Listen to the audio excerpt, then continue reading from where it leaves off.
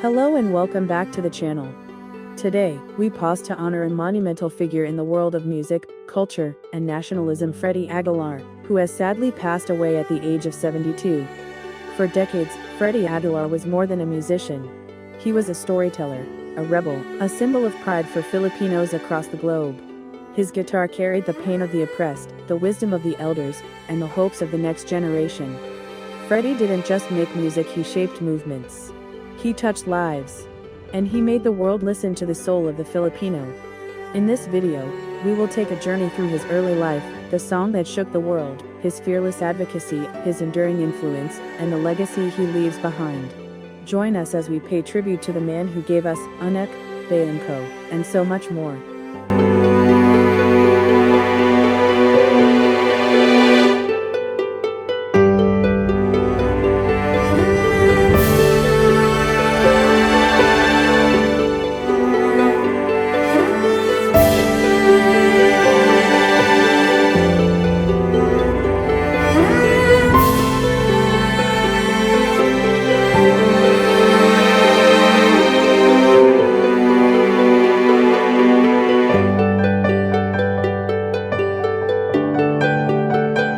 Freddie Aguilar was born as Ferdinand Pascual Aguilar on February 5, 1953, in Sto. Tomas, Isabela, Philippines. He grew up in a conservative Catholic household. His father, a lawyer, hoped he would pursue a professional career, ideally in law or engineering. But even at a young age, Freddie felt pulled toward music. By the time he was 9 years old, Freddie had taught himself to play the guitar. He wasn't formally trained, he played by ear, learning chords from church music, folk songs, and later, Western rock icons like Bob Dylan and Cat Stevens. As a teenager, he was already writing his own songs, raw, heartfelt, and filled with storytelling. In his late teens, Freddie enrolled in a course in electrical engineering at the Guzman Institute of Technology in Manila. But it didn't last long. Feeling constrained and uninspired, he dropped out at age 18 and left his family home. That decision led to a long period of soul-searching and street performing, where he earned a living playing guitar in Manila's folk music venues. It was during these years of wandering and hardship that he wrote some of his earliest songs, ones that spoke of regret, injustice, and love. His music was born from real experience, not studio polish.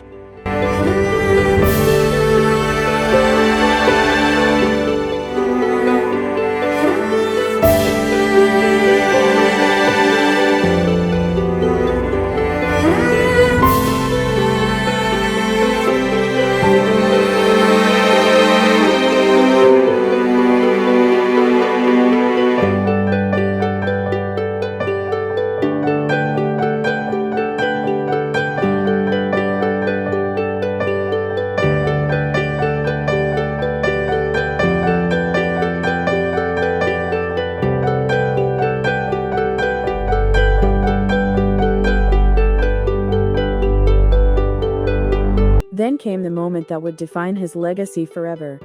In 1977, Freddie Aguilar released the song Anak, an emotionally charged ballad reflecting on rebellion, regret, and reconciliation between a parent and child. Inspired by his personal story leaving home, disobeying his father's wishes, and returning with a heavy heart, Anak became a confession and an apology set to music. The lyrics were simple yet powerful. Namyazalang ka sa mundong ito, laking tuwa ng magulang. No. The song was originally written in Tagalog, but its message was universal. It quickly rose to the top of the charts in the Philippines. But the real shock came when it began topping charts internationally. The song was translated into 27 languages, including Japanese, German, Indonesian, and French. It sold more than 30 million copies worldwide, making it one of the most successful Asian songs in history. In Japan, Anak was such a hit that Freddie Aguilar toured the country extensively. In Germany, it was played on mainstream radio. In Malaysia and Indonesia, it became a staple of school programs and family events. Anak was more than a hit, it became a cultural phenomenon. It bridged generations. It taught children about values. It gave homesick overseas workers a taste of home. And it made Freddie Aguilar a global star almost overnight.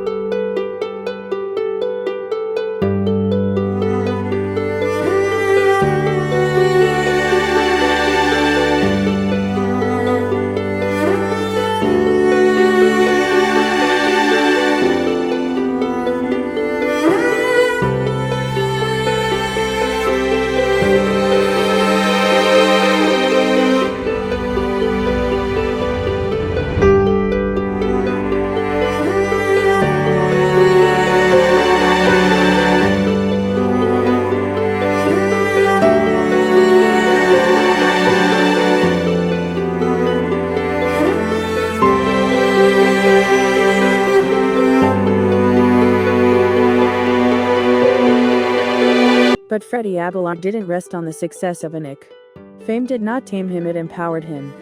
He soon turned his attention to the struggles of everyday Filipinos. His music became a platform for activism. He was unafraid to speak truth to power. In the early 1980s, the Philippines was under the iron grip of President Ferdinand Marcos' dictatorship. While many artists stayed silent or played safe, Freddie took the opposite route. He performed songs that tackled corruption, injustice, and the daily hardship of the working class.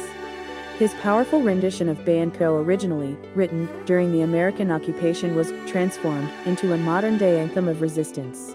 It became the unofficial theme song of the EDSA People Power Revolution in 1986, which led to the ousting of Marcos. Aguilar became a fixture in street rallies and political gatherings.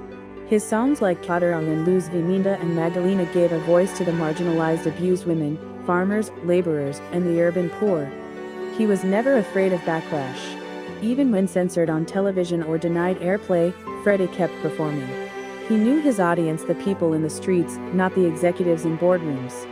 To many, he wasn't just a musician, he was a bard of the revolution.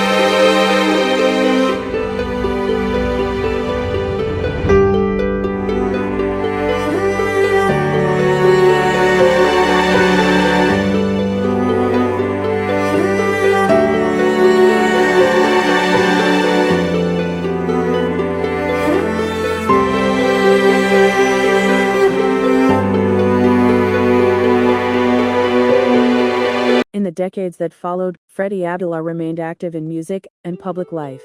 Though trends changed and genres evolved, his music continued to be relevant. In the 1990s and 2000s, he opened Ca Freddy's, a folk house in Quezon City where both veteran and aspiring musicians performed. It became a cultural hub, part bar, part classroom, part shrine for folk music. He continued to release albums and perform both locally and abroad, including benefit concerts for disaster relief, indigenous causes, and education. In 2013, he made headlines for marrying a woman significantly younger than him, sparking national debate, but he remained unapologetic, stating that love is not confined by age. He later ran for senatorial office in 2016, aiming to create legislation around cultural preservation, though he did not win. Despite controversy, Freddie remained steadfast. He advocated for a Department of Culture, promoted the teaching of Philippine history through music, and spoke against the increasing commercialization of the arts. Even in his final years, Freddie mentored young artists and attended folk music events, encouraging the new generation to write with authenticity and purpose. His voice never aged, it matured. His lyrics remained sharp. His passion endured.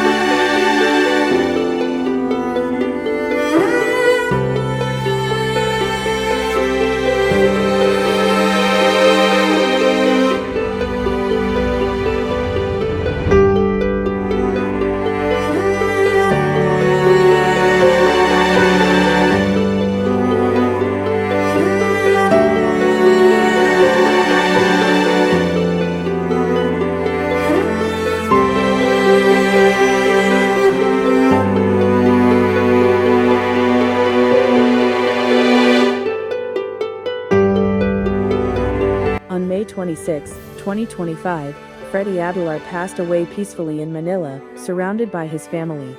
The cause was reported as complications from diabetes and kidney failure, conditions he had quietly battled for years.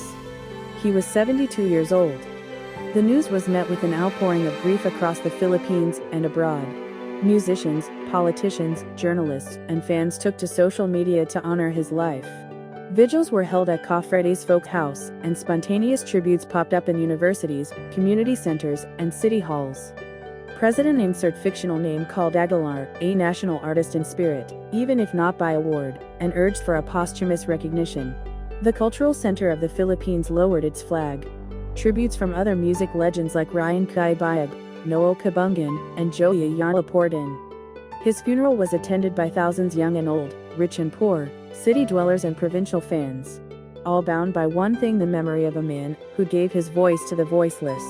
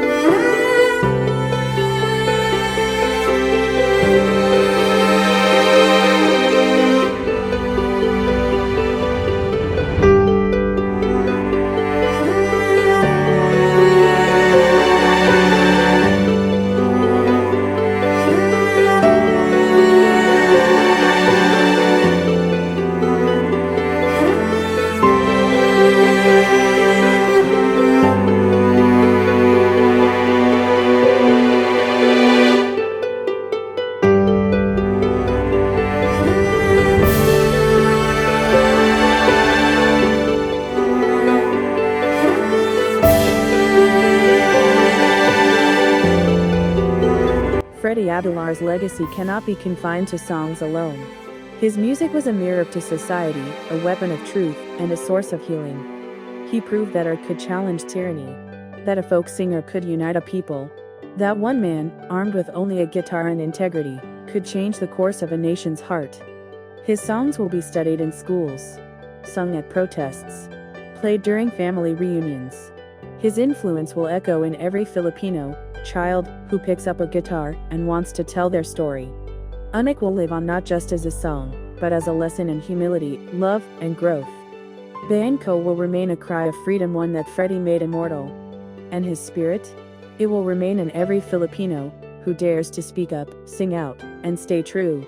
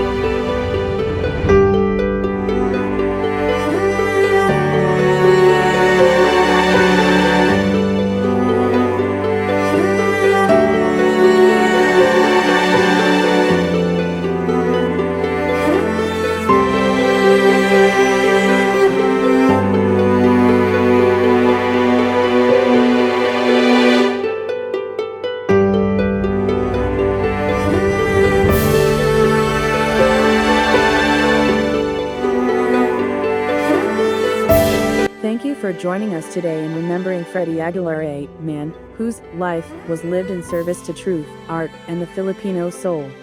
If his music ever touched you, please share your memories in the comments. What's your favorite Freddie Aguilar song? When did you first hear Anak? What did it mean to you? Like this video if you believe Freddie Aguilar's legacy should never be forgotten. Share it with someone who needs to remember what true artistry looks like. And subscribe to our channel for more tributes, stories, and cultural deep dives. Rest in peace, Ka Freddie.